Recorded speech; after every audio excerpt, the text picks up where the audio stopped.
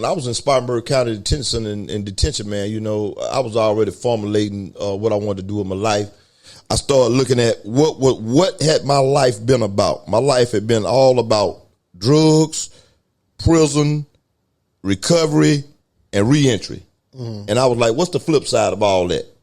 Recovery and reentry. Reentry, yeah. You know, so I was like, you know, I got an aptitude for that because by this time also I'm leaving out a lot of the story. I done been to 5 or 6 drug treatment centers. You know, my mama, she always was trying to save me.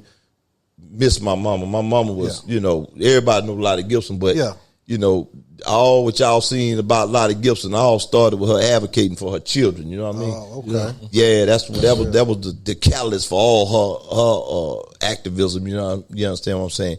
And so yeah, man, I started developing my program while I was in Spartanburg Detention Center.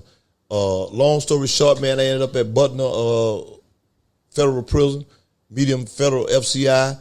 Met an old friend of mine, man. He had been down about 21 years, cat out of Columbia. Napoleon Goodson, Polo, good friend of mine. And he was already developing programs back there. And he put me up on game, man, and I started working on what is now known as the C.A.R.S project, Community Addiction Recovery and Reentry Services. And the C.A.R.S project primary objective is just right here, to build a addiction recovery and reentry infrastructure in underserved communities. Okay. We on Green Avenue. We right across from where the coffee pot used to be. Yeah. And that's intentional. Because what I realized is that down here at these motels on Augusta over off Green Avenue, what used to be Sterling, it may seem like a small thing to me and you, but for dope fiends and dudes getting out of jail that ain't got no money, that's trapped here, accessibility to services is a problem, you know. So what I wanted to do is I wanted to nest my program in an environment, man, you know, that was underserved. And that was a God seeing there how we got that building there, you know. It was because that was the Narcotics Anonymous clubhouse for 17 years prior to us getting it.